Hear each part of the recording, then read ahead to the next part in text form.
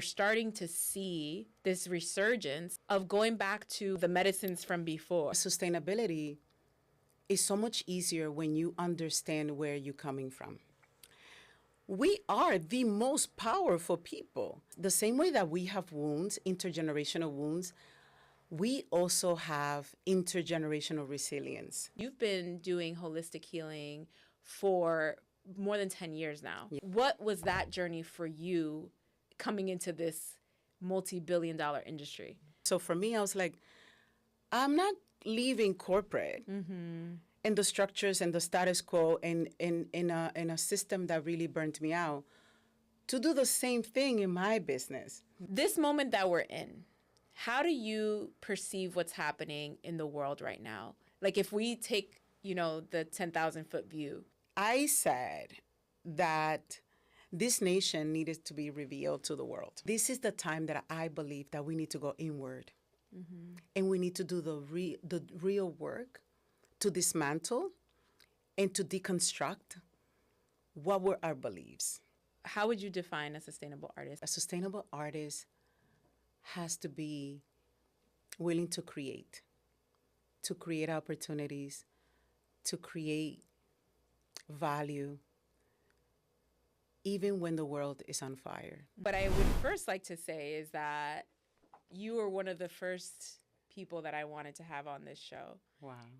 And so many other people that I've mentioned you to were also like, oh my God, well, you have to have Hasani on. So thank you for coming on. Thank you for coming on to the Sustainable Artist. We were just talking offline about the extractive nature of like the healing industry, right? And that's something became very clear to me because, as you know, last year I became a certified coach. And as I continue to get deeper into it and learning from other people, not just you, but like other marketing gurus about this, like how do you monetize your business and all that stuff, it's very extractive. And that kind of turned me off a little bit. So like I started to say, let me start exploring how can I do this in a way that feels right for me. And you're nodding your head, and I want you to speak a little bit on that. And because you've been doing holistic healing for more than 10 years now, right? And so what was that journey for you coming into this multi-billion-dollar industry? I have to say that for me, well, thank you for having me, and thank you for thinking of me at the beginning of your journey when it comes to sharing your message and bringing people together to share their message. So thank you for even thinking of me. Very honored. And you know how much I love you. So. Ditto. Yeah. For me, I've always been a rebel in terms of following certain directions or following certain status quo. I think coming from the fashion world, where I made it to a level that was significant at that time with no social media, not a social media presence, no social media following. And so I was able to climb to the spaces that I needed to through my work, through my experience, through my skills, and through my integrity. So for me, it was really word of mouth. I would get recruited by different fashion companies, and I would be like, oh my God, like, I'm happy here. So what I did was that at that time when I went through my healing journey 14 years ago, I experienced a massive burnout in corporate. And so I said to myself, if I'm going to change careers and I'm going to be doing something that I already do, because I had large teams that I was leading in corporate, creative teams, which are the hardest people to lead. And so for me, it was like, okay, this is what I'm really good at. I'm really good with people.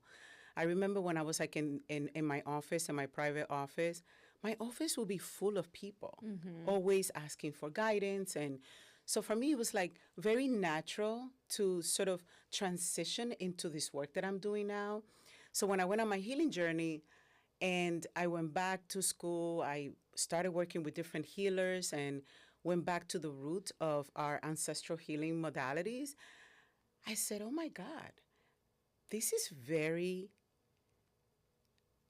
the same as the corporations that I am working for.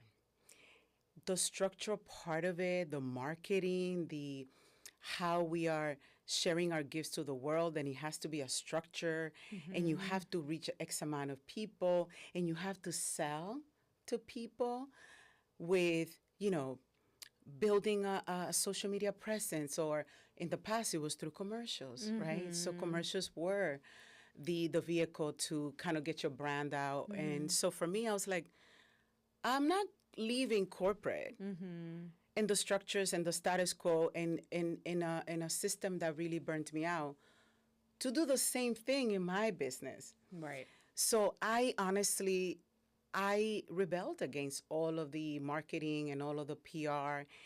And so it took me much longer to get my business off the ground because I didn't do any of the gimmicks. I didn't want to be part of it. And I was already in an industry that was full of excesses and lies, to be honest with you, because I was responsible for selling things to people that they didn't need that stuff, So, and I know about the manipulation in the fashion industry when it comes to like, you need this outfit. No, you don't. Yeah. And what do we do to get you to buy that? For me, I refused to have all of that into my business. So what I did was I said, I'm just going to do it my way. I do not know what that looks like because it hasn't been done before. And so it took me a long time. It took me about 3 years to even get the business off the ground. And I remember that my first clients were my old employees. They were the ones that gave me an opportunity because they were like, oh my God, I want to work with you because I really need your guidance because I'm not getting that now where I am. And they were my first clients. Yeah. And that was what got my business off the ground. They gave me the opportunity. And at the same time, I started working with different people, not knowing that, it was all interconnected. And in 2020, I have been on the ground for 3.5 years working with different people. And in 2020, I got on a live with one of my clients. The Brujas of Brooklyn. The Brujas of Brooklyn. And shout out to them. I know they are the only ones that got me to do a live. And because I was still really on the ground, I did not want to do the whole gimmick thing or like just be on social media. I was like, no, I'm on the ground. And I remember Griselda, she's like, Madrina, she calls me Madrina. She goes, we got to get you for people to see you, for people to know you. And I'm like, no, I'm not doing that. And they're like, one day we're going to get you into the live. And it just happened that in 2020, when the whole, George Floyd and what was happening, with the pandemic, it just, we went on a live and we went viral. Yeah. The three of us about that specific chat. And then the next day, my website was crashed. So crazy. I was one of the ones that crashed it because I saw that live too. And that's where I first saw you too. Oh my God. Just crazy. It is just, it's just incredible because I have been doing the work for 3.5 years. Yeah. And it has been so on the ground. No one knew me. A lot of my clients were from different parts of the United States. And, I was doing online, guidance and healing work 3.5 years prior to everybody being at home and doing Zoom. Right. So for me, when the pandemic happened, which it was really unfortunate for so many people, it was like, oh, now I don't feel so alone from working from home. Right. Because I was already doing that for 3.5 years and then renting spaces to do my hands-on healing work. So for me, the pandemic was the catalyst of just getting myself out there into the world of social media and being found out, like for the work that I did. But I did a lot of that work before. Yeah. And it was, listen, I was on there. I remember the first, because there were two parts to that conversation. The first live, I think I caught it right as it was happening. And I was like, oh my God. And I don't remember the specific time. I know it was about race, like being Latino and Black. Yes. Like, I think it was something to do around that. And it was it was like an hour and a half or 2 hour live. Like, it was wild. And I was like literally like glued to my phone, like watching this thing. And I was like, who is this woman? And then the next one was like about healing the mother wound, which we're going to get into that, about intergenerational, or I'm sorry, first generation healing. Yes. I guess you could call it intergenerational healing too. Absolutely. But this is to your point earlier about moving with integrity and at your pace and not being this like marketing machine salesy, even though this vehicle like elevated you to this like new plane, right? When I reached out to you, I remember I reached out to you. You probably don't remember this because there was an influx of people at the time, but you and I spoke. And I was like, oh my God, I so resonate with you. At the time, I was like, I don't know if I can invest in myself in this way right now. But you stayed in my head. A year later, I was like, okay, I need to, this was one whole year later. Like, you were like, okay, whenever you're ready, I'll be here, the end. Like, I wish you, like more healing or whatever. Like, you didn't say that, but like, it was something like, it felt like there was a detachment. There wasn't like a pressure, right? And then a year later, I was like, okay, I know I want to get therapy. And I was like, man, like, I wish that, because therapy, you get paid through insurance. Yeah. And I was like, but it was like, and I would like interview with different therapists or whatever, and no one resonated with me. Like, I really I didn't feel connected to these people. And you just kept coming back into my mind. And I was like, well, I felt really good with Hasani. And because this practice is so special and different, this is not something that, unfortunately, our insurance systems don't pay for these types of services, which is wild. Like, they should. It's designed that way. We can talk about that too. But yeah, I was like, you know what? I'd rather invest in myself with someone that I feel really good and grounded with. And it was probably one of the best investments that I have ever made in my life. Wow. Truly. Like, I still use lessons from our work together. I still think about the things we discuss. I know that it set me into this new place. And one of those lessons truly also being about what success means and redefining it, which is what I want this show to do, is really, what does it mean to be sustainable? Or, and when I say sustainable, I think people think about it in a bad way, like, oh, you're just kind of like, but no, it's like almost like, what's the difference between being happy and just living with joy? You know what I mean? It's like, you're not going to be happy all of the time, but you could have a baseline of just like joy. Yes. And I think that's what I strive to make this show about. Is like, what's your baseline of where you feel joy in sustaining as an artist, which is every human being, right? Yes. And I think you were the first person that started to teach me how to do that. And I'll tell you how, in a little bit, but I don't know, any thoughts on that? I threw a lot of things at you right now. No, that's okay. Well, thank you also for taking your time and vet and interview people. Yeah. I don't pressure anyone to work with me. I always provide a conversation, a consultation for the person to connect with me and see how they feel. Sometimes you connect with a person, you don't like the way they sound. You don't like their cadence. You don't like the way that they feel energetically. They might be the most skilled person, the most experienced person, the best in the world, and they might not be your person to be able to support you through your healing journey. Yeah. So I think that is probably what resonated with you, which has been my way of sustaining my integrity, right? Not pushing anyone to do any type of inner and healing work that they're not ready for, whether through, they're not ready to invest, they're not ready to put in the time and the commitment for that. So for me, I do not have any control of when a client is going to say, I'm ready to work with you. What I can control is how do I connect with that person? And how do I serve that person powerfully Yeah. through that connection? And then I always encourage people, go and try other people. Talk to other people. See if other people feel more connected to you.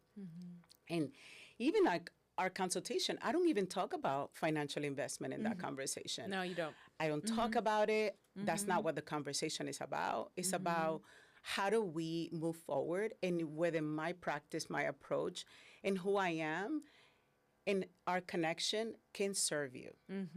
And so that is the decision that is not based on what I do, but it's you, right? You're the one that's deciding on that. So thank you for taking a year. I have had people that I did consultations for, 3 years later. They're like, oh my God, I never forgot about our conversation. Yeah. Our conversation changed the course of my life. And I waited to have, the financial stability to be able to work with you because I wanted to give you your flowers and invest in you because you changed the course of my life in that one conversation. So thank you for that. So that's also part of my approach to be very different because I do a 30-minute consultation and then I spend up to an hour and 20 minutes with a person. Yeah. Because it's not about the time, it's about the connection. And I did not want my business to be transactional. Yeah. Which is what the mental health industrial complex and the medical system is in this country. Yeah.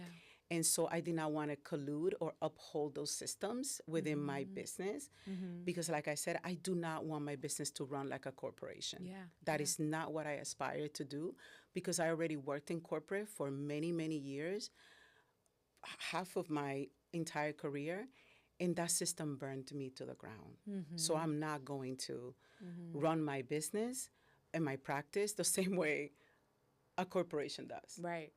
Yeah. And I mean, I'm sure there's still this little push and pull, right? Because you do want people to get the medicine, as you say. Yes. You know what I mean? Like, people need the medicine. Yes. That live elevated your visibility. Right. Where I was able to see you, where so many others were able to access you through that. Right. So what do you think that balance is, or as you're finding it now? Like, I know it's a process and a journey, right? But tell me a little bit about that process for you right now, because I think if we can show people how to kind of operate in this integrity, I think we'd be so much better off, and so much of what you're saying now is counterculture. It's so counterculture. Yes. But I think right now what people are yearning for are new ways to live and operate and sustain. So what's that look like for you now? You said the key word is sustainability, right? How do I sustain these values of mine of organic reach, referrals, and some public exposure, right? Social media is a vehicle that has been misused and abused. And so for me, the balance lies on what can you sustain, right? I'm not a content creator. So I cannot sustain a presence on social media as a content creator because that's not what my business is, right? So I can create content about what I do because what I do is so sacred for me that my work behind the scenes when I am connecting with a client or I am a witness of a transformation, I'm like, if the world can see this, I'm like, oh my God, I'm getting goosebumps right now. And I always like to honor when that happens. It's an affirmation. But it's almost like I'm like, if the world can see this, I would love more people to experience this. But that is not my responsibility, right? I cannot be the one saying, I want this person to experience that, and I want this person to experience that, because I don't know what people need. So what I always say in terms of what I can sustain within my business, so then I can define success within my business, right? So the way I define success within my healing practice is, how can I create and be a witness of healing and change and transformation? And how do I serve people so powerfully that they're going to be my marketing? They're going to do my marketing, right? It's very different than you hiring a marketing person, because the person that is marketing my business is a recipient of that experience. Of the service. So they are the ones. I'm getting goosebumps again. So just want to honor that. Thank you. And so for me, they are the ones doing the work on my behalf, because they're the ones that are embodying the healing within their families. And so I have an entire families that I take care, that I guide. People send me their parents, their husbands, their siblings. And to me, well, I had one client, she was like, are you going to heal my whole family? Is that what's going to happen? I'm like, they're going to heal themselves. But that goes to tell you that my sustainability relies on me serving powerfully, one person at a time. And that person is going to show up differently. And that person is going to show up in a way that their families and their circle of concern is going to get curious about what's happening to them. Like, I see you different. What is happening here? I want some of that. And that's when they're like, you need to go see this woman. Yeah. I cannot explain to you what she does, but you need to go see her. And so that creates this like domino effect. And that has been what I can sustain. That's beautiful. That's powerful. Because that's what it is. Ultimately, you know, that's at the core of it. It's people sharing your information because they felt transformed by you. That's what you want. So you mentioned that people have referred you to their family members. Your practice specifically focuses on first generation people breaking generational trauma. Or can you speak a little bit more about why you chose that particular group of people? Because I chose myself. I chose to heal myself, and I am that. I am a first generational cycle breaker in my family that reached a level of success that was not afforded to women that look like me in the 90s, in the 2000s. You know, at that time, there was no social media shining the light on me or Latinos and Latina women that look like me with my hair, because I always wear my hair natural, were not getting opportunities. You know, there was like a very small amount of creatives in Washington Heights. You know, my neighborhood at that time was plagued with a lot of drugs and a lot of police brutality.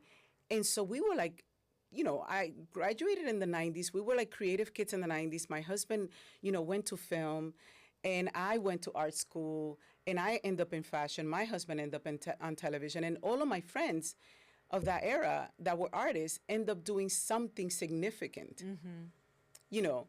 And so for me, I reached a level that I never could have imagined reaching in the fashion industry through visual merchandising and window and store design and all of that. So for me, it was like, wow, this is incredible.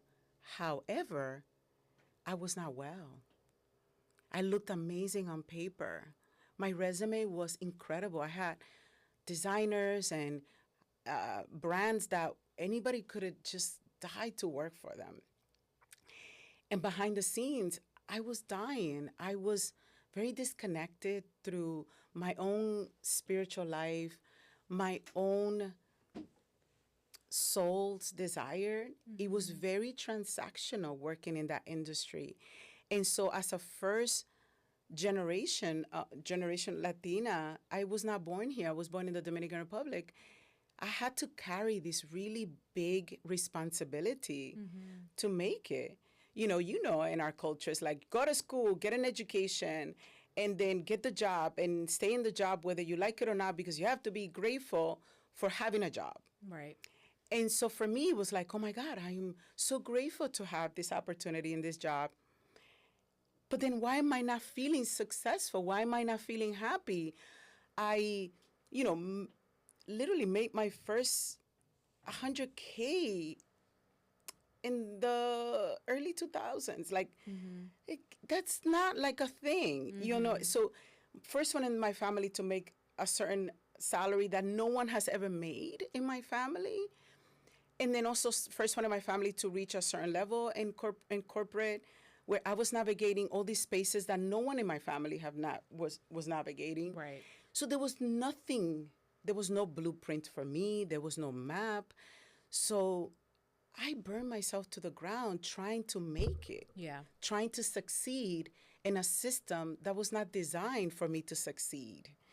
And so there was no one in my family that could say, Hasani, look out for this, right? And in corporate, you have mentors, but those mentors usually come with the corporation that you're in. And sometimes it's for their best interest because they want to be connected with you. They want to get you to be at a certain place to make themselves look good. So I didn't have a me back then. So what I decided to do was like, okay, so what kind of training and skills do I need to develop in order for me to help people like me that are first one in their families to be able to reach a certain level of traditional success, Yeah. but they have absolutely no idea what are the wounds, the intergenerational wounds that we carry as, you know, migrants from places that have been colonized, that racism and colorism and all the isms exist. Yes. And then also the forced migration. And so for me, it was like, oh my God, this is it, intergenerational healing, because we need to be able to heal our intergenerational wounds. I don't call it trauma anymore, because the more I educate myself about the mental health industrial complex, trauma is such a triggering word because the same systems that created the trauma, colonization, forced migration, economic disruption, cannot be the same systems that are going to heal us. Yeah. So when you don't say trauma, so to explain to me a little bit more then. So what does kind of using wounds versus trauma do now from that point of view? So for me, the way that I am using words, because, you know, words are powerful, is that we are not traumatized people. We're not. Because trauma just informs you that somebody else caused that for you, right? And in some ways, there is traumatic experiences that happen to us, but who's creating that trauma? Who's creating those experiences, right? And what happens when those traumatic experiences land on us? It creates wounds, right? There's a wounds that are inside our hearts and our bodies and our mind and our spirit. And those wounds are passed on through generations, right? And so for me, the system created the trauma, that the trauma created the wounds that we carry. So for me, I'm interested in helping and guiding people recognize where's the wound, the intergenerational wounds that are existing in their families. And then how do we repair and mend and heal those wounds, right? Yeah. Because we need to know what the wounds are and what has been passed on to us. And how did those wounds were created, you know, and why? And so for me, I want to be part of the solution within our cultural significance to be able to tell people, hey, your wounds are here, they're in your body, they're in your mind, but we can repair them, like we can heal them. Yeah. So then we can be much more powerful than the system is. Yeah. And I think you also like to highlight the beautiful things that our ancestors passed down to us, that our parents passed down, you know, that there's a lot of power. And this is where your medicine comes in, Yes. indigenous medicine. And I mean, that I really want to dig into, because I think this is what's happening right now, is that we're starting to see this resurgence, right, of going back to how, the medicines from before, right? Yes. And you've gone to the Amazon, like you've gone deep. You've done the ayahuasca things. I mean, I can say this, right? Yes, like of course. So like you've done all sorts of these shamanistic healing modalities using this indigenous medicine. Why is it important for us to tap back into that? I want to bring it back to the topic at hand, is sustainability, right? Yeah. And I think that sustainability is so much easier when you understand where you're coming from and what are the principles and the values that you carry through your ancestors. So, yes, the same way that we have wounds, intergenerational wounds, we also have intergenerational resilience. And our ancestors, because there was so much trauma inflicted on them through colonization, forced migration, dictatorship, racism, and all of the isms. And I think that because of that, I find that our people, Afro-Indigenous people, and specifically in the United States, people that come from, forced migration or an enslaved ancestry, we are the most powerful people. No offense to anyone else. I'm just saying that people that come from such wounded backgrounds and survival, we tend to have more coping mechanisms. And it's the most amazing thing. I'm getting goosebumps again. And the most amazing thing about it is that our ancestors were just as they were equally wounded. Yes. They were also equally resilient and sustained that resilience for 500 years in terms of through music, through the elements, through remedios, through dancing and singing, and pass on this beautiful. I wish you guys can see this, but everybody's really happy that I'm saying this. Yeah. So it was just I am not doing anything different than what our ancestors are doing. Right. And it is about recognizing the wounds and then utilizing the elements of earth, fire, air, water, and just earth, and just utilizing that as a way to heal ourselves and to be resilient. And so my medicine is very rooted in those principles. And that's why I work very closely with Afro-Indigenous medicine and cosmologies, because they predate colonization. And they're still here. They have not left us. Wow. You find them in the Amazon. You find them in the Caribbean. Right. You find them here in this country through the Native Americans.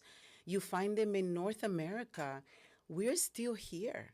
That's crazy. I don't think about that like that. Like these indigenous practices and indigenous peoples, through it all, yes, are literally still here. That's like the strongest we are example here. Of resilience you That's can what find. I'm saying. That's the most powerful example of what healing looks like. Yeah. And what I'm doing different than what our ancestors had to put up through is that they did it without not knowing that they were doing it. They did it because they were surviving.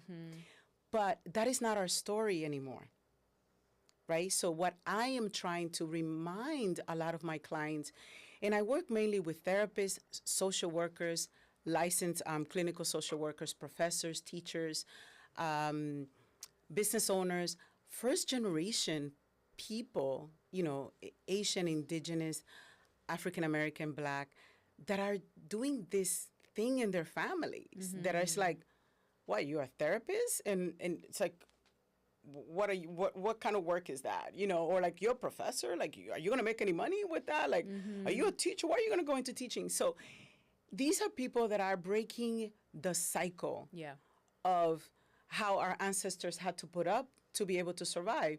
these are individuals that are professionals that have gone through incredible academic achievements. I work with a lot of PhD holders, mainly women, and some of them are like, oh my God, how do I get out of that surviving the system of academia or corporate? And then how do I begin to thrive? Right. So then I can no longer be in survival mode. And so for me, it's like I'm here to guide them and to get them come back home to themselves and to the medicine that already exists that have not been forgotten. But the system has told us that is dark magic, that is not of God. But if God invented everything and created everything, how can flowers, the ocean, fire, air, the earth is dark magic? How do you work with these beautiful elements to help you connect to your spiritual mind, body, and spirit? How can that not be of God? Right. It's so crazy that that's what some people think, because I mean, it's nature, right? Which we've been so disconnected from. So that's also very strategic, right? Like to say this is dark because we have to demonize it or stigmatize it and say you must remain disconnected. If you know your own power, well, then you're too powerful. Absolutely. To be a sheep in the system. Yes, exactly that. And I think that a lot of us bought into that. Yeah. We did, unconsciously. I'm not saying that we were conscious about it. And we bought into the system that told us these remedies, these things that are existed in your family, they need to be kept in the closet. They're only limited to your family. Right. If you get that out, then you're being outcast, or you have to explain your medicine. And that's one thing I don't try to justify my medicine. I don't justify the work I do with clients. My work is rooted on spirit, body, mind, and soul work, because that's what we are. We are a whole human. Yeah. And so going back to what you said at the beginning, it's like you talked about the mental health industrial complex and what they have done differently and what is the disconnection is because a lot of the research in the mental health industrial complex have been done on non-Black and people of color. So a lot of the diagnosis, and you said something at the beginning of this conversation when it comes to like therapy. And so in order for you to get therapy and your insurance to pay for therapy sessions, you have to be diagnosed with something. As much as you don't realize it, the way that the insurance companies, I think, pay a lot of these mental health practitioners is because there have to be a diagnosis. Right. And I don't think that we need to be diagnosed for things of the spirit. I don't think we need to be diagnosed for ancestral, intergenerational wounds and cultural challenges that we have, because that's not part of the mental health industrial complex. That we were not taken into consideration when those diagnoses were being put in that book that it's being utilized by mental health practitioners. And I'm not going to minimize, and I want to make sure that this is in this conversation. There are people that suffer from severe mental health. But that is a small percentage of the population. The rest of us, we need a much more holistic approach to how we deal with self-worth, with feeling doubtful, from feeling inadequate, from having, from being insecure, because these systems that I talk about, they created this problem. They created this like separation of us, like, oh, you don't have money, you're not a celebrity, you don't have significance. Or you're not productive enough. You're not productive enough. So I think that for me is about how do we recognize that the system that is supposed to help us mentally has disconnected us from our bodies. And the body knows first what the mind takes time to catch up. So my work is very rooted on, oh, how is that showing up in the body? And also like recognizing when my body is affirming something. Right. I have had a couple of goosebumps. And so for me, that is the medicine of our ancestors, of like, how do we take care of our bodies and how do we take care of our mind, our spirit, and our soul? And then how do we bring it all together as a way forward, Yeah. not as a diagnosis? And so for me, the people that need to get diagnosed with a really difficult mental health, they need to. And they need to get the proper treatment for it, but they're not getting it. They're not getting it. No one is getting the proper treatment because of how the mental health industrial complex treats mental health Right. and that disease. And I, because I work with so many therapists and social workers, I hear what they struggle with. I hear how they don't connect with the system. They know that they can work at a deeper level with their clients because of the cultural challenges, because of, forced migration, because of, coming from, enslaved ancestors. There's so much there that the mental health industrial complex does not really take into consideration for most people Yeah. that look for that type of healing. Yeah. I agree. I completely agree, and it's why it's so incredible the work that you do, because we need new outlets, right? So I wanna shift gears. It's all the same, but I'm gonna shift gears just a little bit because I want to talk about the moment that we're in, right? I mean, it's Bring it. Let's do it. especially for, I think, people that are working in mental health spaces and coaching spaces and therapies. I can imagine that it's been even overwhelming for them, not I can imagine. I know. I know. And so, but I guess this moment that we're in, how do you perceive what's happening in the world right now? Like if we take, the 10,000-foot view, right? And you having the experience that you do, what do you think is happening on our planet right now from your perspective, right? Because I have some takes on this, but just like, what do you think is happening, and where do you think we're headed? What do you think this moment is calling us to do? I think we're going through a massive transition. You did my shadow work Yes. workshop. So you know how much I work with the shadows, not only of a person, but also of a nation. And so I said that this nation needed to be revealed to the world. And the world is interconnected now.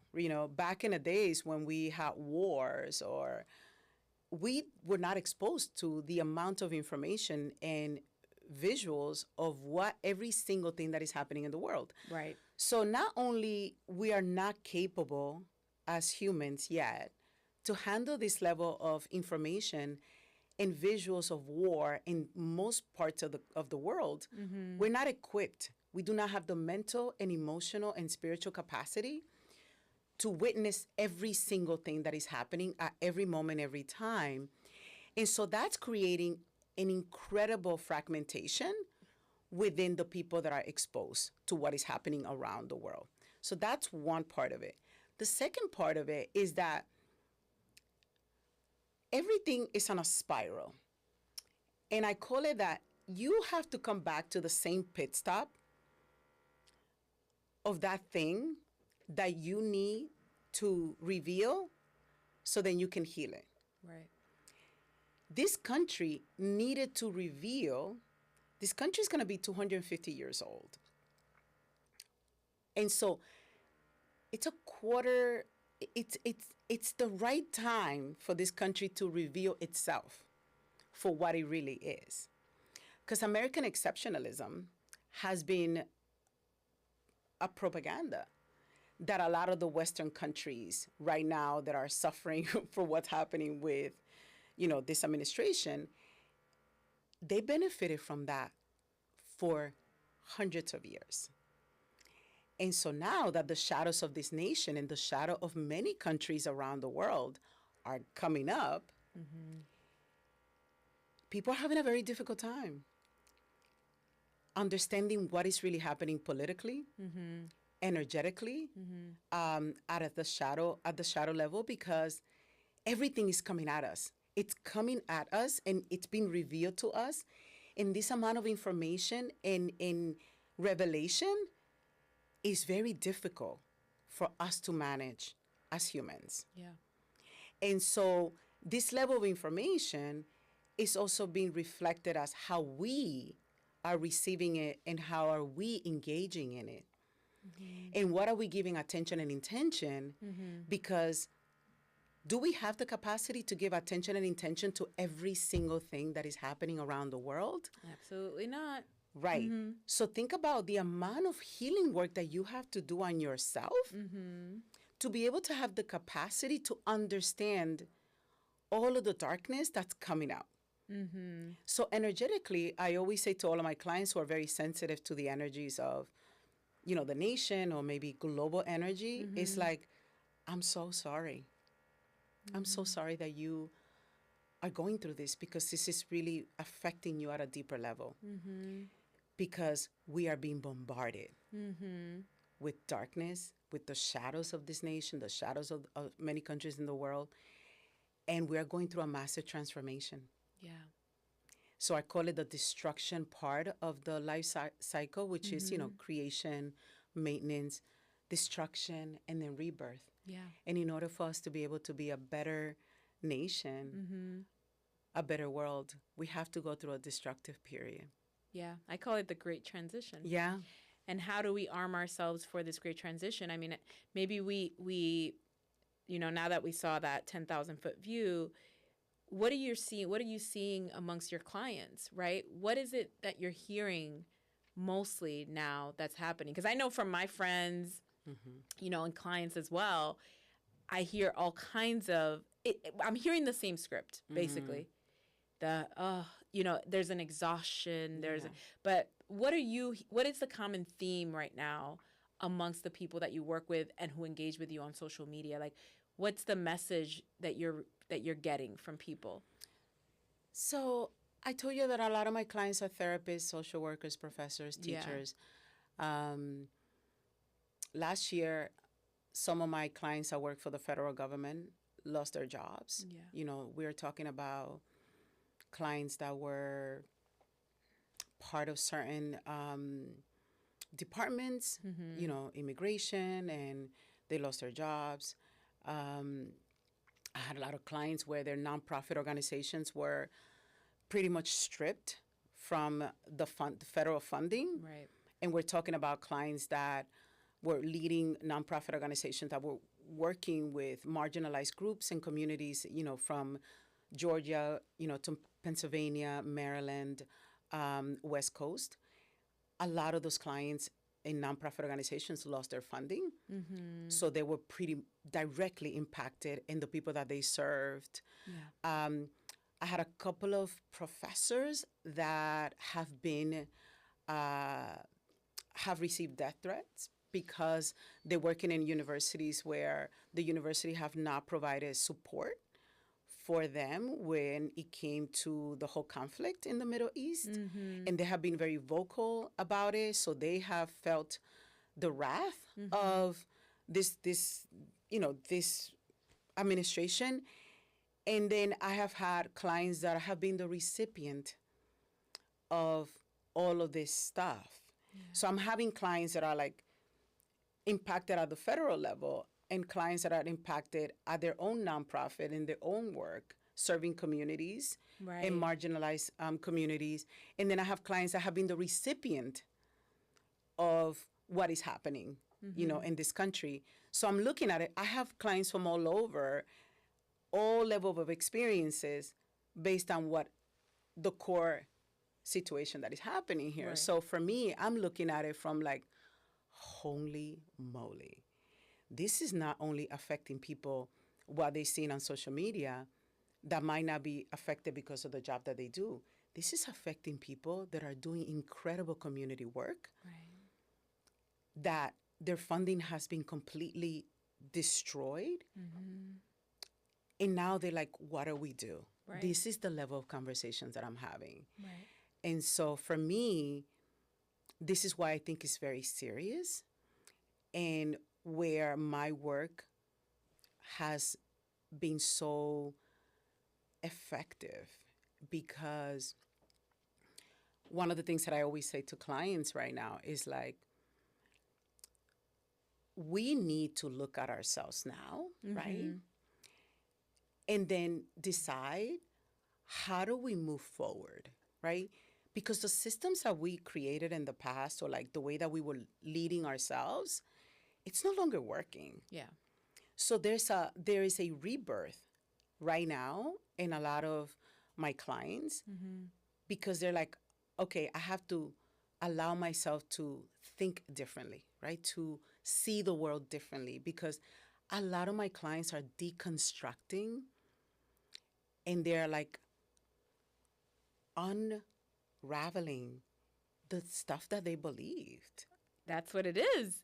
It's like right now, there's so many things happening at once, but the main thing, it's like everything you thought to be true, everything you've been striving for your whole life, right, is really a facade. It's really kind of, you were kind of paying back into your oppression. Like like it's like, so yeah. Yeah. I mean, the conversations that I'm having with my clients is like, okay, where were you colluding and upholding some of those systems? That's the conversations that I'm having. Yeah. And very important conversations. And, I think it's important that we also understand our contribution. Yeah. Yeah. And what we believed. Yeah. And take accountability and responsibility for understanding that we were also part of colluding with the systems that are now have to be deconstructed. And we have to kind of accept that what we used to think was true is no longer true. Yeah. And then now we have to start creating a new paradigm. Like, we need to start creating a new narrative and a story that is going to be aligned with who we are and how we see the world. Yeah. So then we don't get destroyed. Yeah. Yeah. I mean, aside from working with you, honestly, what do you tell the people listening that there's somebody out there that's like, I'm overwhelmed. I feel like I don't know which direction to go in. I want to create this, but, this is part of the same old system, that was creating this problem. The earth really feels like it's kind of like shaking beneath us right now, like breaking open, right? Yeah. Like, what tool or what mentality should people take on right now during this time to overcome it, right? Or to stay,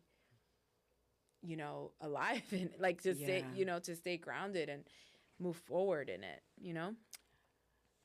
I truly believe that this is the best time for your personal authority. Say more.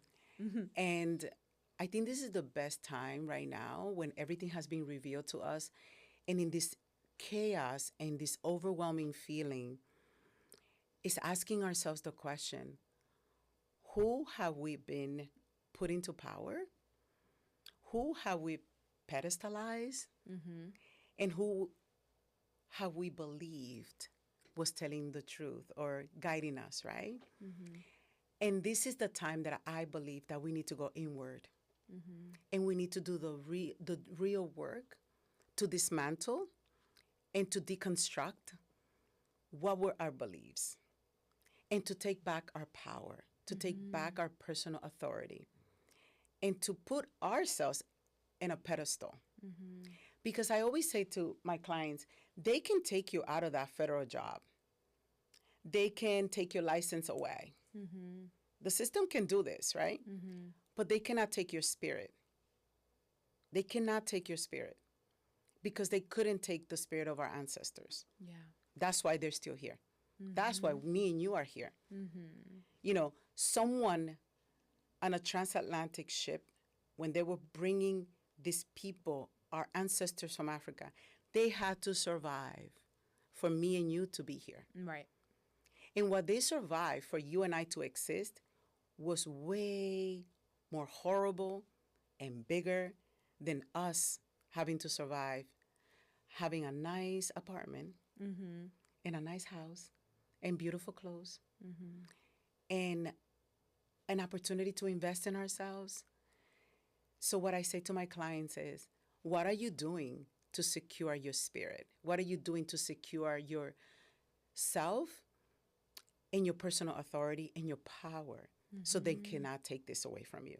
They can take your jobs, they can take everything, but they cannot take away your resilience. And if you giving so much to the overwhelming experience, then you're giving in to what they want, Right. to keep us overwhelmed, disempowered, and blind. Yeah. And so for what I say to anyone that's listening, please pay attention to what you're giving attention to. And please pay attention to how your body feels when you see what you're paying attention to. And pay attention to your soul. What is your soul asking you to do? What is your soul asking you to lead with? Yeah. And then the last thing is social media is taking more than what it's giving you, then you need to reassess your relationship with it. And I always say to people, anything that is taking more than what it's giving you, it's going to cause pain and suffering. Yeah. So right now, we need to decide what are the things that we're doing that is taking more than what it's giving us, and then decide if we want to still give it a lot of attention and intention. Yeah. Yeah. And I want to clarify that this doesn't mean to not be aware of what's happening in the world, because you're very political too. Jeez. And you know our DMs. You know, yes, you're very political, and you are clear about being, carrying out your civic duties and all of these things, right? So I guess what is the balance for you in terms of being aware of the news, doing your due diligence as a citizen of this country and of the world, right? And keeping your peace, right? And kind of going inward. Yeah, I'm going to bring it back to the topic of this conversation, sustainability. What are you able to sustain? Right? What are you able to sustain? I am very informed, but I'm very specific about how I get informed, right? I am very involved politically. I'm a political junkie. That's like my side, like soul thing. And I read certain specific, news outlets that I believe that are very objective. I'm very involved in my community. I'm more of a micro, like, I want to know what's happening in my community. Are people voting? Who's my councilman? Like, who can I go to and complain? When I call certain politicians, what do I demand from them, right? Understanding my civic duties, that I need to understand and be informed what's happening. But for me, I want to be informed at this level, but I also want to be informed at this level. Yeah, high and low, just for those listening. And then what level of information and intake I can sustain. Yeah. Because I can't give attention to every single thing that's happening in the world. Yeah. I don't have the capacity. Or feel guilty for that matter. Because I think sometimes it's like, well, no one's talking about what's happening over here. And I'm like, well, sometimes people aren't talking about what's happening in certain places because literally they don't have the capacity to take on more fights because we feel like it's a futile thing. It's not that we're not aware. It's more like we can't even process it, in our bodies. So absolutely. Yeah. I also think that is a very binary way of thinking when people say that. Oh, but if you focus on this, why are you not focusing on this? Yeah. And I don't lead with binary thinking. I'm more nuanced when it comes to like, what do I pay attention to? Because look, I'm not a political scientist, right? They are the experts. And I think that one of the reasons why everybody feels that they need to be aware about everything is because we have lost our ability to trust the experts. Everybody's an expert right now. Everybody talks about and has an opinion about every single thing that is happening around the world. And to be honest with you, we don't know the whole story unless you're an expert on it.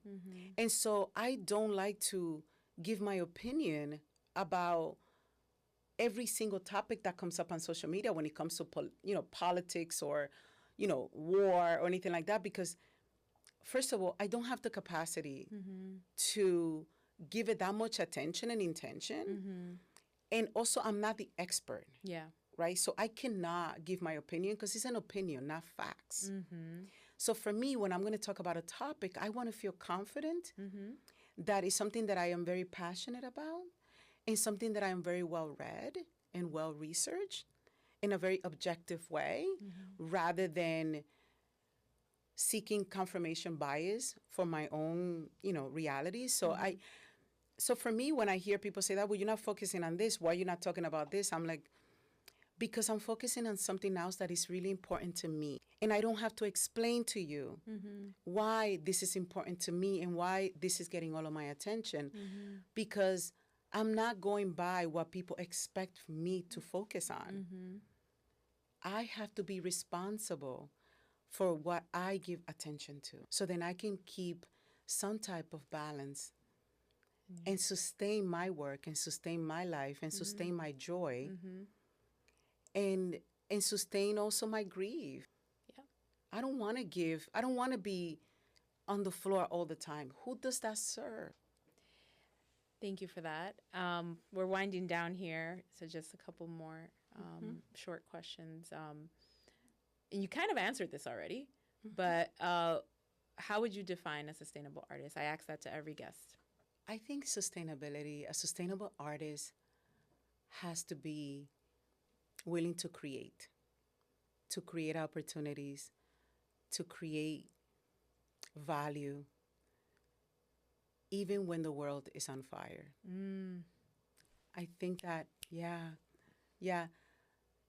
a sustainable artist is a person that is able to sustain a level of spirit, a level of self-awareness, to be able to continue to lead and add value to the world, whether it is through whatever form of creativity, whether that is through your self-expression or how you show up in the world and how do you serve, how do you treat people, when you see them on the streets, and how do you care for the world and people when nobody's watching. Yeah. That's kind of like what I believe is what can sustain an artist. Amazing. And last question, if you could get our listeners and our viewers imagining a new world, the new world that we're building, that we're healing from the old one. We're, as we said, transitioning into this new one. What does that world look like? That world looks like we start in our backyards. We plant the seeds in a garden, in our own backyard. And when I talk about our own backyard, is where do we come from? What is our family? And what do we want our future generation to think about us and the significance that we brought to them? And so for me, it's about planting the seeds of a garden that you might not be able to reap the benefits of it, but that the people that are going to come after you are going to do so. So it's about creating impact and significance, even if you don't get to see it, even if you don't get to experience it. Because it's not about us. It's bigger than us. It is, if we want to make a better world, it starts really with us, one person at a time, making better choices and making better decisions and planting the seeds of the garden so then the future generation can really reap the benefit of it. I love that. Thank you. Thank you so much for being on. Thank you You for know- having me. You know, I love you so much, and I'm always singing your praises. So I'm excited to Received. get this one out. Thank you so much for having me. And I'm sorry that I didn't realize you invited me on text. So, but I'm here because when what's meant to be, it will be no matter what. 100%. I believe that. I'm so proud of you. Oh, thank you. Thank you for doing this, and thank you for using your self expression and your creativity to bring forward these conversations. Thank you. You're a badass. Ooh, I Psycho like that. breaker. Yes.